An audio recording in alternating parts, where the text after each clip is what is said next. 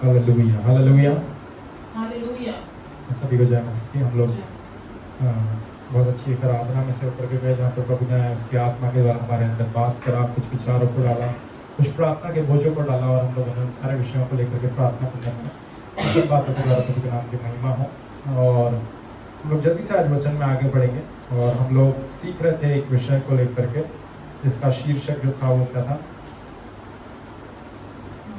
परीक्षाओं के ऊपर जय प्राप्त करना, है ना।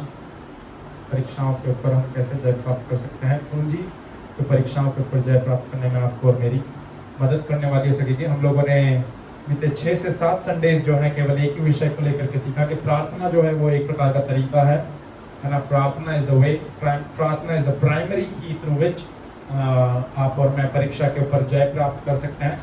और आज हम इसी शिक्षा को, है ना, ओवरकमिंग टेम्पटेशन की सीरीज को और आगे बढ़ाएंगे और हम लोग आगे सीखेंगे कि प्रार्थना के अलावा और क्या है जो आपको और मुझे इस टेम्पटेशन से बचने में या इस टेम्पटेशन के ऊपर जय प्राप्त करने में मदद कर सकती है। हम लोग निकालेंगे वचन में से जाएंगे हम लोग और उसी के साथ में आज एक थॉट के साथ में मैं आज आप लोगों के साथ में शुरुआत करना चाहूंगा आज के इस संदेश की, है ना। मैं कहना चाहूंगा कि यदि हमारा प्रार्थना का जीवन मजबूत है ना, तो फिर हमारे प्रार्थना के जीवन के मजबूत होने के कारण हम परमेश्वर के वचन के ऊपर पकड़ भी हमारी मजबूत रख पाएंगे। मैं फिर से इस बात को कहना चाहूंगा कि यदि आपका और मेरा प्रार्थना का जीवन जो है वो मजबूत है, शक्तिशाली है, बलवंत है, तो आप और मैं परमेश्वर के वचन को, उसमें लिखी हुई हर एक बातों को, उसके हर एक वायदों को हम बहुत अच्छे से थामे रखे रहने पाएंगे। बट यदि हमारा प्रार्थना का जीवन मजबूत नहीं है ना, तो हम परमेश्वर की बातों के ऊपर चल भी नहीं पाएंगे और उसकी बातों को अपने हृदय में, अपने जीवन में पकड़े भी नहीं रह पाएंगे। And if your prayer life is strong, then you will have strong grip upon the word of God. You will have strong grip upon each and every promise that the Bible proclaims about you, which you have in Christ. But if you are struggling with your prayer life, then you will also struggle in taking hold upon the word of God also. यदि आप प्रार्थना के जीवन में आपके संघर्ष कर रहे हैं, तो आप परमेश्वर के वचन को पकड़े रहने में, परमेश्वर के वचन में से जो लिखी हुई बातें आपको प्रदान करती है, आशीष है, छुटकारा, चिन्ह, चमत्कार, जो भी चीज आपको प्रदान करती है, यदि आप आपके प्रार्थना के जीवन में संघर्ष कर रहे हैं, then you will also struggle to take hold upon the word of God or whatever the benefits that word of God offers unto you. Amen. Hallelujah. तो कहने का कंक्लूजन ये है कि प्रार्थना का जीवन और परमेश्वर का वचन एक दूसरे के साथ में इंटरलिंक्ड है ना। आपका और मेरा प्रार्थना का जीवन और परमेश्वर का वचन, ये दोनों एक दूसरे के साथ में कनेक्टेड है, क्योंकि जब आप एक प्रार्थना का जीवन जीते हैं, तो पता है प्रार्थना का जीवन आपको क्या करता है, वो आपको रिमाइंड कराता है, आपको रिकॉल कराता है और वो हर एक चीज आपके कॉन्शियसनेस में, आपके कन्विक्शन में डालता है जो परमेश्वर का वचन आपको बोलता है ना।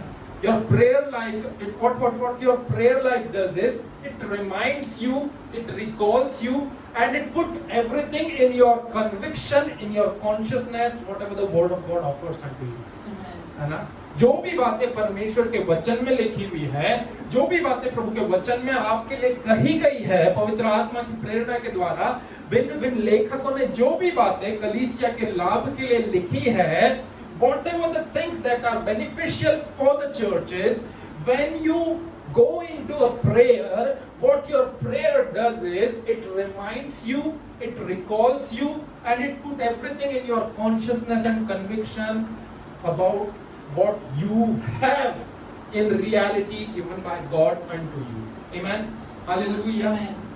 तो कहने का कंक्लूजन ये है कि your prayer life helps you to stay upon the word of God and don't let you move from left or right from it, है ना। आपका प्रार्थना का जीवन जो है, जब आप एक प्रार्थना का जीवन जीते हैं, तो आपका प्रार्थना का जीवन क्या करता है, आपके प्रार्थना का जीवन आपको परमेश्वर के वचन पर बने रहने देने में मदद करता है और उससे ना तो दाएं जाने में ना तो बाएं जाने में देता है आपको। आप जब एक प्रार्थना का जीवन जी रहे हैं, तो वो प्रार्थना का जीवन ही आपको इनेबल करता है to stay true, to stay honest unto the word of God. Whatever the word of God is instructing you, you just need to stick upon that if you are committed, if you are determined towards your prayer life. Amen. Hallelujah. तो एक विश्वासी के तौर पे as a believer both things are important and it at its own place, है ना? एक प्रार्थना का जीवन भी जो है आपके लिए उतना ही महत्वपूर्ण है और उसके साथ में एक परमेश्वर के वचन से भरे हुए रहने वाला जीवन भी उतना ही महत्वपूर्ण है। और आज का जो संदेश का शीर्षक है वो कुछ और नहीं परंतु यही है कि परमेश्वर के वचन से लबालब भरे रहने वाले या परमेश्वर के वचन में जड़ पकड़े रहने वाले हो सके, being enriched और being rooted with the word of God, है ना? परमेश्वर के वचन में जड़ पकड़े रहने वाले हो सके या फिर परमेश्वर का वचन आपके अंदर अधिकताई से भरने वाला हो सके, है ना? देखिए, जब मैं आपको इस बात को कह रहा हूं कि जब आप परमेश्वर के वचन में जड़ पकड़े रहने वाले हो सके, तो इसका मतलब ये है कि परमेश्वर के वचन में जड़ पकड़े रहना वो आपके और मेरे लिए एक और कुंजी है परीक्षा या प्रलोभन पर से जय प्राप्त करने। जब आप और मैं परमेश्वर के वचन में जड़ पकड़े हुए रहते हैं, जब हम परमेश्वर के वचन से इजीली ऐसे ही कहीं पर डगमगा नहीं जाते हैं, फिसल नहीं जाते हैं, but we are so much deeply rooted with the word of God, then when you are rooted with the word of God, then that's another key for you to overcome temptation. वो आपके और मेरे लिए एक और कुंजी है परीक्षा या प्रलोभन के ऊपर जय प्राप्त करने की। The Bible says through the psalmist in chapter 119 verse 9 and 11, भजनकार के द्वारा परमेश्वर का वचन भजन संहिता उसके 119 अध्याय पद संख्या 9 और 11 में स्पष्ट रीति से बोलता है कि जवान अपनी जवानी को कैसे शुद्ध रख सके। How can a young person live a clean life? आगे वचन बताता है, by carefully reading the map of your word. तेरे वचन के अनुसार करने से, तेरे वचन के अनुसार चलने से। So that means भजनकार इस बात को आपके और मेरे सामने कलीसिया के ऊपर प्रकट कर रहा है कि यदि हम अपने जीवन में एक शुद्ध जीवन जीना चाहते हैं, यदि हम जानते हैं कि ये पूरी दुनिया, ये पूरा संसार पापी संसार है, इस पापी संसार में से आप और मैं एक शुद्ध जीवन, एक पवित्रताई का जीवन जीना चाहते हैं, तो वो हम कैसे करने पाएंगे? प्रभु का वचन आपको और मुझे उसका एक रास्ता देता है कि इस पापी संसार में जहां पर नाना प्रकार की अशुद्धताएं हैं जो आपको बहुत ही गंदा कर देती है, आपको बहुत ही ज्यादा हर एक चीज में बहुत ही भद्दा कर सकती है, बदसूरत या कुरूप कर सकती है, इस पापी दुनिया में भी आपके पास में शुद्ध रहने का, पवित्र रहने का एक जरिया है, एक कुंजी है, एक चाबी है जिसके द्वारा एक पवित्रताई का जीवन आप और मैं जी सकते हैं। और वो चाबी कुछ और नहीं परंतु परमेश्वर का वचन। वचन क्या कहता है कि जवान अपनी जवानी को कैसे शुद्ध रख सके। He is asking a question and then he is answering with that question also. उसी पर्टिकुलर वर्स में राजा दाऊद उसका उत्तर देते हुए भी कह रहा है, सबसे पहले वो प्रश्न रख रहा है कि कैसे एक जवान अपनी जवानी को शुद्ध या पवित्र बनाए रख सके। उसके तत्पश्चात उसके अगली ही पंक्ति में राजा दाऊद उसका उत्तर भी देता है, तेरे वचन के अनुसार चौकसी करने से, तेरे वचन के अनुसार जीने से, तेरे वचन के अनुसार चलने से, जैसा तेरा वचन कहता है उसी के अनुसार करते जाने से हमें अपने आप को एक पाप की पोजीशन में से हटा करके एक पवित्रता की पोजीशन में लेकर के आ सकते हैं। If we are living according to the God's word, यदि हम अपने जीवन को परमेश्वर के वचन के अनुसार एज इट इज जी रहे हैं, तो परमेश्वर के वचन के अनुसार एज इट इज जीना हमारे जीवन में एक पवित्रता के जीवन को इंपार्ट या इंस्टॉल कर देता है। हमें उस पाप की पोजीशन में से ट्रांसफॉर्म करके एक पवित्रताई में, एक शुद्धिकृत जीवन में, एक होली लाइफ में परमेश्वर का वचन आपको और मुझे लिए चलता है। आमीन। एक और जगह वहीं पर 11वीं पंक्ति में राजा दाऊद कहते हैं कि मैंने तेरे वचनों को अपने हृदय में रख छोड़ा है कि तेरे विरुद्ध पाप ना कर सके। Your words I have written in my heart that I might not sin against you. That I might not sin against you. कई बार ऐसा होता है, मैं सबके लिए बात करना चाहूंगा इस समय। एक नया जन्मा हुआ विश्वासी, एक कलीसिया में 10 साल से आने वाला विश्वासी, एक कलीसिया का अगुआ या पासबान, एक कलीसिया के पुरनिये जो 25, 30, 50 साल से जो है कलीसिया में बहुत ही अनुभवी हैं और प्रार्थना के व्यक्ति हैं, कई बार हमारे जीवन में ऐसे सीजन आते हैं जहां पर आप और मैं जो है ऐसी पाप की अवस्थाओं में जाने अनजाने गिर जाते हैं। आज मैं आप लोगों को एक चीज पूछना चाहूंगा कि आप अपने जीवन में भला पाप से कैसे बच सकते हैं? How we can escape to not commit a sin. कैसे पाप से बचा जाए? हम कैसे अपने आप को इस पापी दुनिया से, इन सब पापों में जो जहां पर बहुत सारी मोह माया है, ये बहुत सारे जो वहां पर बहुत सारे पाप दैनिक दिनचर्या में हमारे पास में बहुत सारे पापों के ऑफरिंग आते हैं, ऑफरिंग नहीं ऑफर्स आते हैं, बोलूंगा कि ये ऑफर है पाप करने का, ये ऑफर है पाप करने का। How you and I we can avoid not sinning in our life. कैसे हम इन पाप से बच सकें?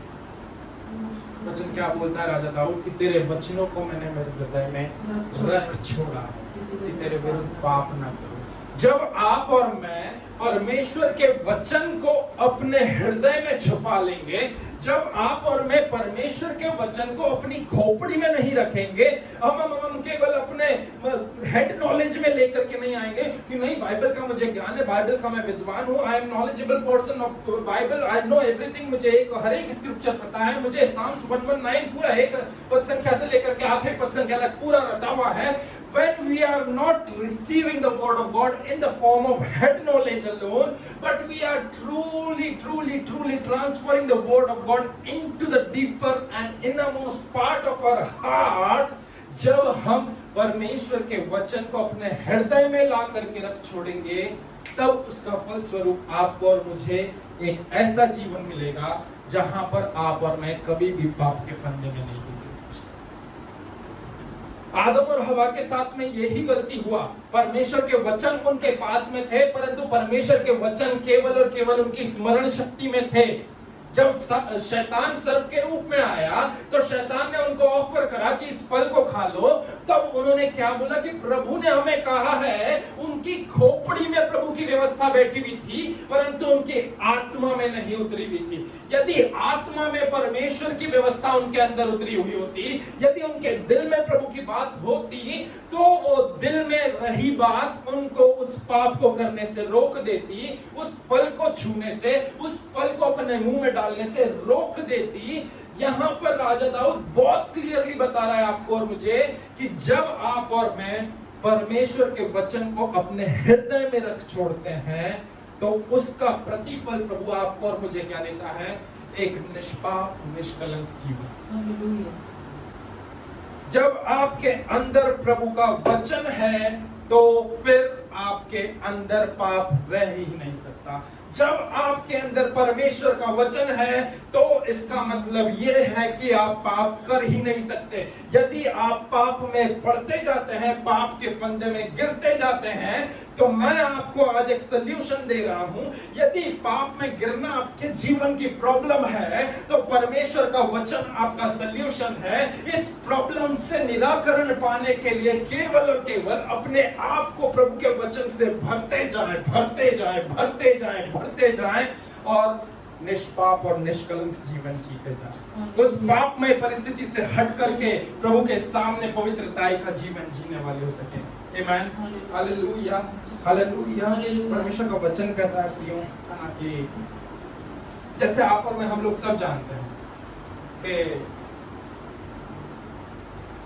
एक युद्ध को लड़ने के लिए तलवार मात्र काफी नहीं होती है ना। आपको उस एक हाथ में तलवार है, और यदि आपके बचाव के लिए आपके पास में ढाल नहीं है, तो आप उस युद्ध के ऊपर विजय नहीं प्राप्त कर सकते। परंतु एक युद्ध को लड़ने के लिए एक तलवार के साथ में एक ढाल भी होना जरूरी है। और वो ढाल क्या करती है? वो ढाल आपका बचाव करती है, आपको डिफेंड करवाती है, और तलवार आपको वार करने में, आपको अटैक करने में मदद करती है। क्योंकि तलवार का काम है अटैक करना, और उसी के साथ में ढाल का काम है बचाव करना। तो जब आप और मैं प्रार्थना करते हैं, तो प्रार्थना में आप और मैं क्या करते हैं? कई बार प्रार्थना में हम शत्रु के जितने भी बेस एरियाज रहते हैं, जितने भी उसके ऐसे छुपे हुए स्थान रहते हैं, उन सारे बंकर्स के ऊपर जाकर के हम प्रार्थनाओं में अटैक करते हैं। बट उसके बाद में आपको और मुझे अपने आप को डिफेंड करने के लिए कुछ चाहिए, और उस डिफेंड करने के लिए आपके और मेरे पास में क्या होना जरूरी है? प्रभु का वचन। प्रभु के वचन को आपको और मुझे एक शील्ड के रूप में इस्तेमाल करना जरूरी है, क्योंकि जब तक हम अपने आप को परमेश्वर के वचन से इक्विप्ड नहीं करेंगे तब तक हम शैतान के निशाने पर रहेंगे, शैतान के उस प्रोन एरिया पर रहेंगे and we will be easily get targeted. यदि हम चाहते हैं, क्योंकि देखिए हम जानते हैं जैसे ही अगर हम शैतान के बेस एरिया पे, शैतान के बंकर्स पे अटैक करेंगे, प्रार्थनाओं के द्वारा अटैक करेंगे, शैतान उन सब चीजों का पलट करके जवाब देगा। But if we are not equipped with the word of God, if we are not, अगर हम लोगों ने परमेश्वर के वो सारे आत्मिक हथियारों को नहीं बांधे रखा है, यदि हमने परमेश्वर के वचनों से अपने आप को इक्विप होकर के ट्रेंड नहीं कर रखा है, then we will be prone and we will be forced to be easily get defeated by simple and tiny arrows of the enemy. एक छोटे से तिनके भर के एक एरो से भी हम इजीली हार सकते हैं या गिर सकते हैं। तो इसीलिए प्रार्थना अकेले आपके और मेरे लिए जरूरी नहीं है कि हम शैतान के हर एक परीक्षा या प्रलोभनों के ऊपर जय प्राप्त करें, परंतु प्रार्थना के साथ में उतना ही परमेश्वर का वचन भी आपके और मेरे लिए अति महत्वपूर्ण है, क्योंकि जब आप और मैं परमेश्वर के वचन में जड़ पकड़े हुए रहेंगे, जब आप और मैं परमेश्वर के वचन से लिपटे रहेंगे, जितना हम अपने आप को परमेश्वर के वचन को एक प्रकार के अस्त्र शस्त्र के रूप में धारण किए हुए रहेंगे, फिर शैतान का कितना बड़े से बड़ा तीर भी हमारी तरफ क्यों ना वो फेंक दे, वो हमारा बाल भी बांका नहीं कर सकेगा, because we are living prayer life and simultaneously along with that we are rooted, deeply rooted with the word of God also. Amen, hallelujah. देखिए जितना आप परमेश्वर के वचन से जड़ पकड़ते हैं ना, और जितना प्रार्थना में बने रहते हैं, वो आपके प्रार्थना के जीवन को उतना ही ज्यादा वजनदार करता है। As you being rooted with the word of God, then what the word does to your prayer life is it gives your prayer life more weightage and makes it heavy. Otherwise, without the word of God, your prayer life will be a shallow or opaque prayer. बिना परमेश्वर के वचन के आपकी और मेरी प्रार्थना जो है वो एक खोखली प्रार्थना रहेगी, वो एक हल्की फुल्की प्रार्थना रहेगी जो जिसका कोई मतलब नहीं बनता है, which make no sense. But a prayer with the word of God is an effective or a powerful prayer. A prayer without the word of God are just words that goes nowhere. एक प्रार्थना जो परमेश्वर के वचन के बिना है, वो केवल और केवल सिंपली कुछ शब्द है जो कहीं नहीं जाते हैं।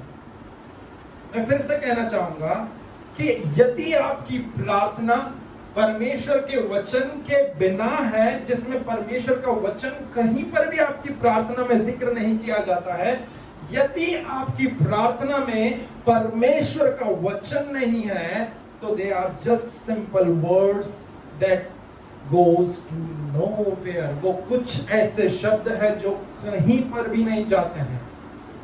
But if your prayer contains the word of God, if your prayer is being filled with the word, then it will definitely, then it will surely, then it will affirmatively goes to somewhere. मैं कह रहा हूँ कि यदि हमारी प्रार्थना परमेश्वर के वचन से भरी हुई है, हमारी प्रार्थना में परमेश्वर का वचन मिश्रित है, हमारी प्रार्थनाओं में परमेश्वर के वचन को हमने मिलाए रखा है, if our prayer is filled with the word of God, then it will definitely goes beyond the natural unto the supernatural.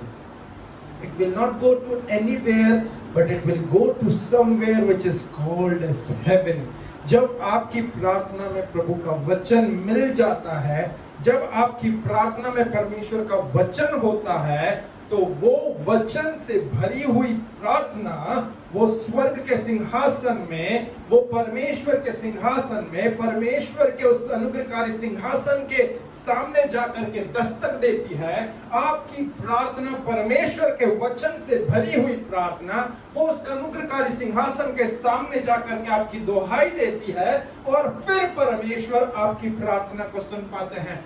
But उसके अलग, उसके विपरीत यदि आपकी प्रार्थनाओं में परमेश्वर का वचन नहीं, तो फिर एक बात आप समझ लें कि आपकी प्रार्थनाएं कहीं भी जाना नहीं, क्योंकि वो आपकी प्रार्थना ही नहीं परंतु केवल शब्द मात्र है।